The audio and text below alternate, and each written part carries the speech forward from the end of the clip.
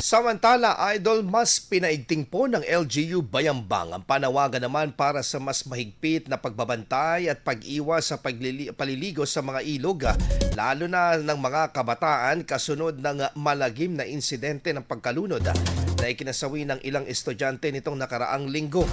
Sa halip na simpleng paalala, layunin ng pamahalaang bayan na palakasin ang kolektibong responsibilidad sa iba't ibang mga sektor mula sa mga paaralan hanggang sa mga barangay at mga magulang upang masigurong kaligtasan ng mga kabataan lalo na sa mga lugar na may ilog at iba pang anyong tubig.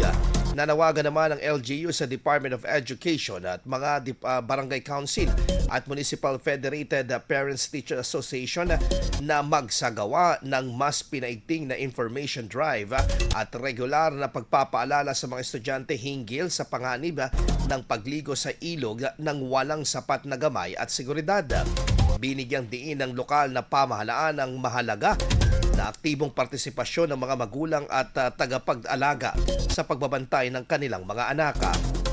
Ayon sa LGU, hindi lamang responsibilidad ng isang ahensya ang pagtiyak ng kaligtasan ng kabataan, kundi tungkulin ng buong komunidad.